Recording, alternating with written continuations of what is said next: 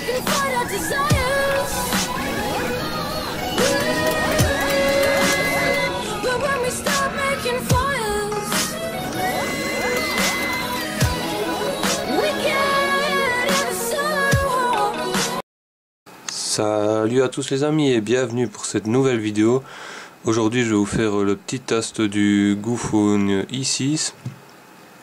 Voilà, tout d'abord avant de commencer je voudrais juste dire qu'il n'y a pas grand chose à tester sur ce téléphone. Parce que malheureusement, comme vous allez le voir, la qualité de finition est vraiment très bonne. Mais malheureusement l'interface et la ROM est vraiment pourrie, elle n'est pas aussi bien que l'extérieur malheureusement. Enfin, vous allez le constater par vous-même. Déjà on va faire un petit tour du téléphone. Donc je vais enlever ma coque pour vous montrer comme ça. On fera vraiment le gros tour. Hop, voilà. Donc voilà, sur l'avant c'est comme le vrai hein. Donc via la caméra, les capteurs, le haut-parleur, ici le bouton home, sur le côté gauche le petit switch pour mettre le vibreur et remettre en normal. Voilà, ici on a le bouton volume plus moins, en bas on a la prise jack, le micro, le chargeur, enfin la prise lightning et le haut-parleur. Ici, oh pardon, on a l'extracteur pour la nano SIM. Ici le bouton power on off qui fait pas de bruit hein. Donc voilà, sur le haut rien. Ici on a la caméra qui est censée de 8 mégapixels. Pas vraiment le cas, c'est un peu de la merde les photos. Et ici on a le double flash qui est de la merde aussi. Donc voilà, sur l'arrière iPhone, le logo ici réfléchissant. Voilà, à part ça, bah, ça ressemble vraiment à l'original. Donc je remets ma coque hein, pour pas faire de griffes. En même temps, tant qu'à faire, hein, parce que bon, vu que c'est de l'aluminium à l'arrière. Donc on va passer à l'interface. Donc voilà, c'est comme l'original. Tout simplement on le déverrouille, tac. Voilà. Donc voilà l'interface du téléphone. Donc on a tout comme sur le vrai, hein. On a le bazar ici, des notifications et de la journée et tout ça aujourd'hui. Voilà. En bas on a le petit tiroir pour utiliser tous les Wi-Fi, Bluetooth et tout ça, régler la luminosité hein, que je peux faire maintenant. Hop. Voilà. Malheureusement elle se règle pas automatiquement parce que je l'ai quand même mis sur automatique, mais ça ne change absolument rien. Donc qu'est-ce que je peux vous dire avant de passer au test. Donc voilà, à part ça l'interface fonctionne plus ou moins bien hein. Ça va, elle bug pas quand on est dessus. Par contre le petit problème c'est que de temps en temps j'ai eu des icônes dupliquées. Donc par exemple ici j'ai téléchargé un autre navigateur internet et il était dupliqué, donc il était en même temps genre ici quoi, quelque part. Donc ça c'est chiant parce que bon, j'ai dû le désinstaller, réinstaller pour avoir qu'une fois, mais bon voilà quoi. Et aussi le problème que ça fait, c'est, vous voyez ici j'ai mis tous les icônes, donc c'est des trucs que j'ai désinstallés et qui restent, et impossible de les dégager. J'ai redémarré et rallumer le téléphone, ça change rien, donc ça reste, et ça c'est vraiment chiant. Donc voilà, à part ça, voilà. Donc vous voyez, des fois ça marche pas hein. C'est vraiment rien à voir avec un original pour la fluidité du téléphone hein. Donc voilà, on a le Play Store de préinstallé s'il veut bien aller. Voilà, c'est un peu lent mais voilà, des fois ça va, des fois ça va pas. Désolé si je cogne le pied, mais il est vraiment très proche du téléphone.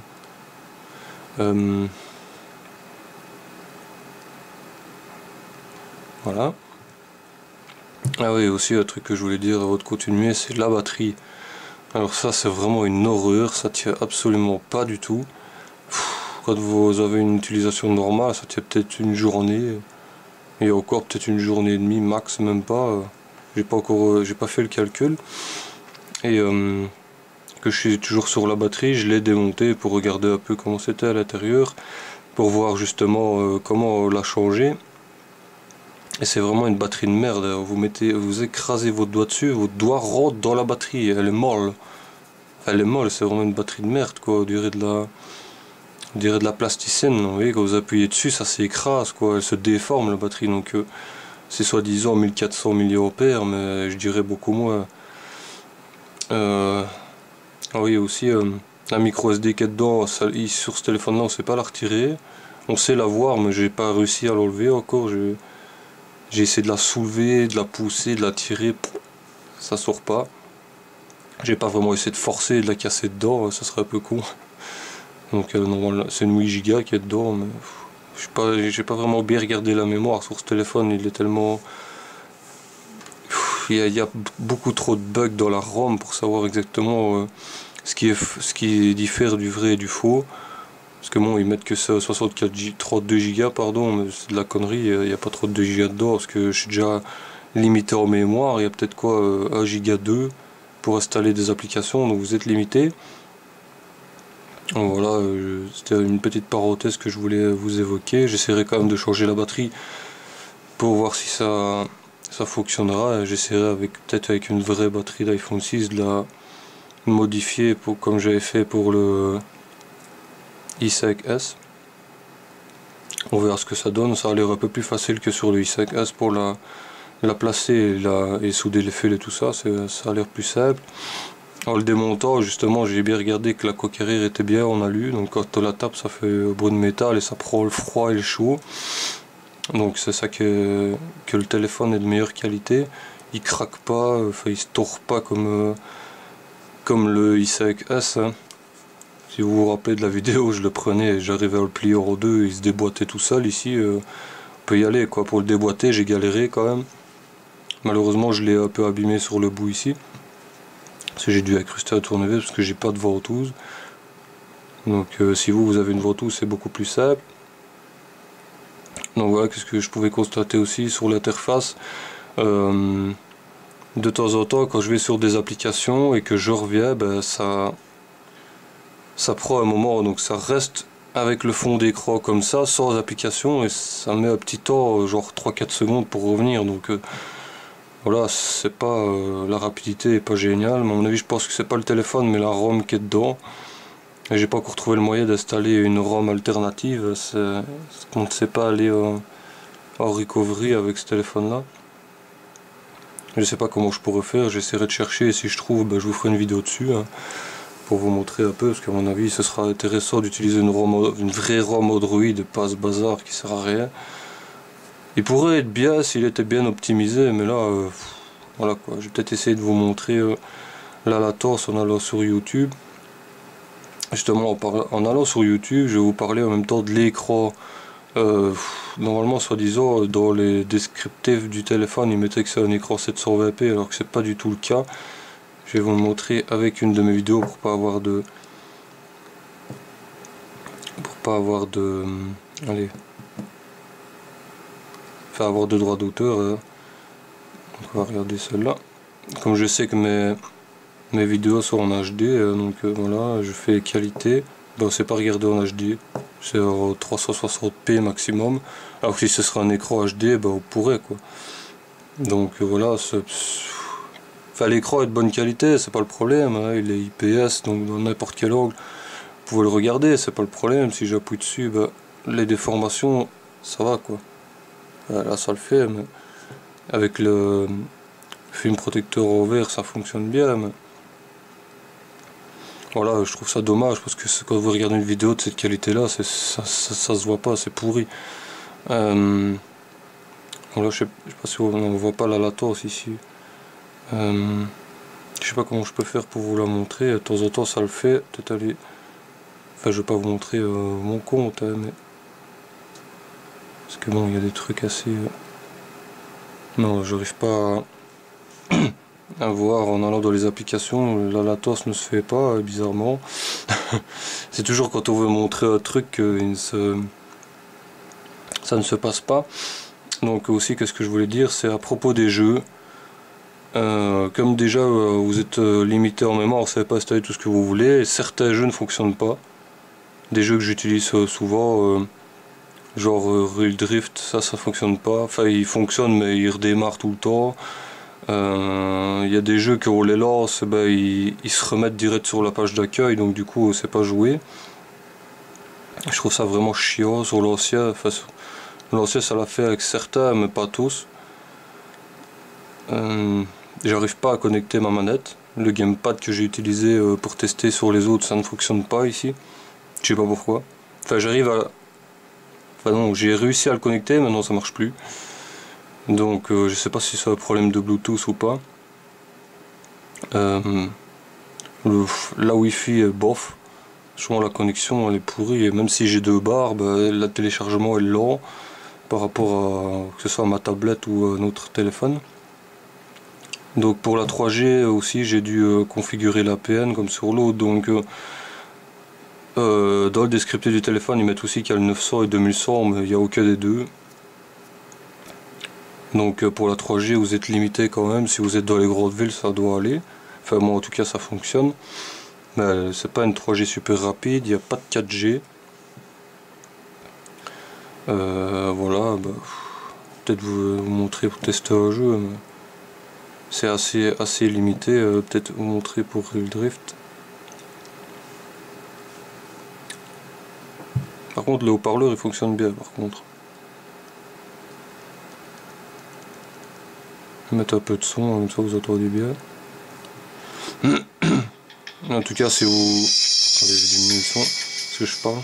Voilà, si vous voulez acheter ce téléphone là pour jouer au jeu, franchement laissez tomber parce que c'est pas un téléphone pour jouer. S'il a une utilisation quotidienne genre pour téléphoner, SMS, peut-être aller sur Facebook, franchement ça va. J'ai connu pire, hein. Il est pas pire que le i5C S et le C aussi d'ailleurs. Donc voilà, on va faire une petite course si ça marche. Espérons que ça bug pas, hein. Ouais, c'est ce que je vous disais. Pas moyen de jouer. Bam, il a redémarré quoi. Je sais pas pourquoi ça fait ça. Encore une fois, je pense peut-être que c'est la, vous voyez, la latence. Comme je vous le disais, bam, ça revient comme ça. Et bon, je vais relancer le jeu. Ça va dégager. Voilà, comme ça, je libère la RAM. Donc on va réessayer d'y jouer. Hein, on sait pas, peut-être un espoir. Ah oui, donc si vous voulez ce téléphone pour jouer, c'est hors contexte quoi. Il n'est pas fait pour le gaming ce téléphone. Même si les configurations sont pas mauvaises, parce que vous avez quand même un quad-core d'1,3 GHz, 1 Go de RAM.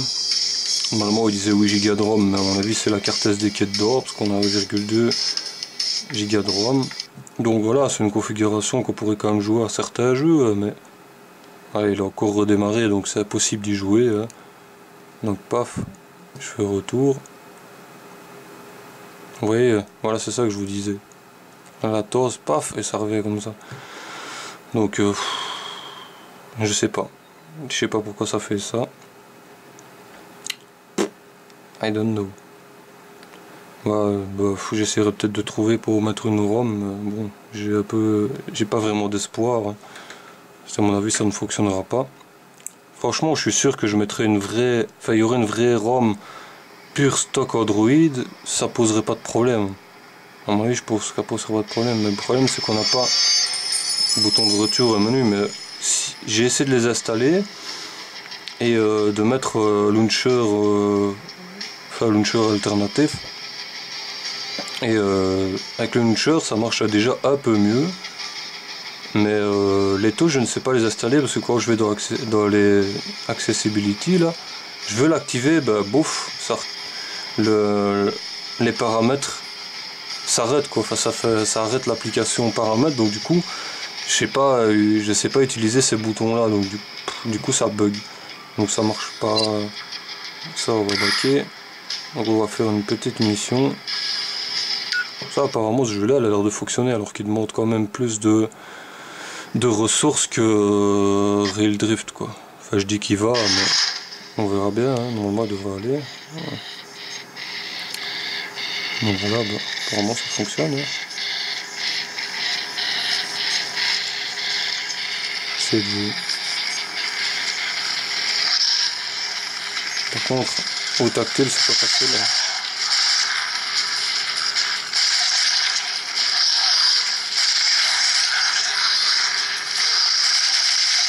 J'aurais bien voulu vous montrer le jeu avec la manette, mais je n'arrive pas à la configurer. Donc,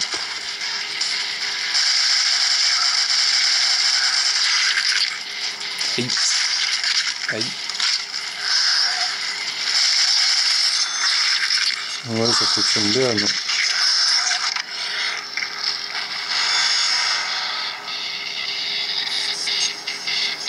Enfin, voilà quoi. Ouais, le temps de latence, c'est vraiment tout le temps, surtout quand on utilise les jeux. Hein.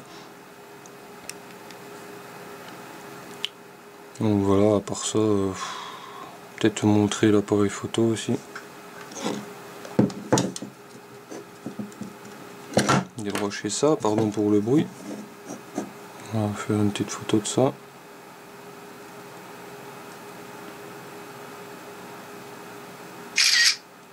T'as en plus le son. Voilà, ce que ça vaut quoi. Mon zoom, c'est déjà dégueulasse quoi. Enfin ça va, il y a moyen que ce soit raisonnable en pleine luminosité, mais... Ouais, ça bug à crever en plus. Ouais, le temps de latence à mort. Ouais, j'ai même pas le temps d'aller sur supprimer, voilà, supprime quand même. Bon, ça c'est mon chat, on s'en fout. Donc voilà, il y a la caméra de devant, c'est encore pire. Ah, coucou. Et putain, ça se déforme quand je tourne quoi. Ah non, trop dégueulasse quoi. Qu'est-ce que je peux vous montrer? Ouais, le flash peut-être. En faisant la torche. Il est dégueulasse le bazar quoi. Vous voyez, c'est jaunâtre. Et voilà, ça éblouit pas. Vous voyez, je vous le mets même dans la figure. Enfin, ça éblouit pas quoi, ça laisse pas. Un petit point blanc dans votre œil comme si vous aviez ramassé un gros flash d'appareil photo dans la figure quoi. Donc voilà quoi. Ce téléphone il est pas génial pour le prix que je l'ai payé, franchement il y a des téléphones de bien meilleure qualité. Il est beau hein, en apparence, mais la ROM qu'il y a dedans est tellement pourrie que le téléphone est devenu super lent. Donc voilà, si vous voulez utiliser ce téléphone comme je vous le disais quotidiennement pour téléphoner, SMS ou quoi, ça va.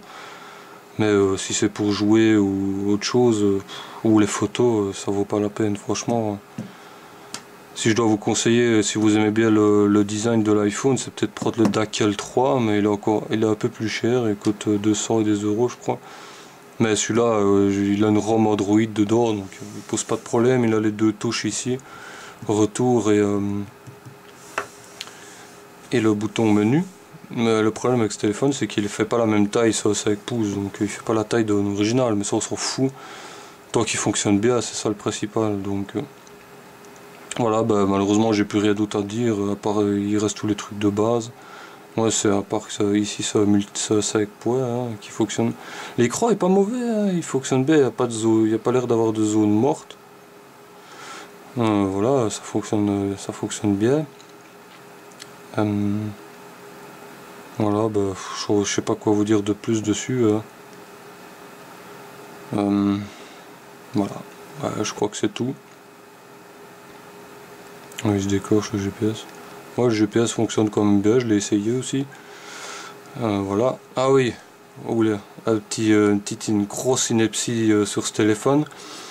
J'ai voulu faire le test en toutou, comme d'hab, comme je vous fais sur la plupart de ce que je teste. Eh ben, j'ai été... ça m'a fait rire. Je vous le fais pas parce que bon, ça prend assez de temps et j'ai désinstallé le bazar parce que j'ai plus de place.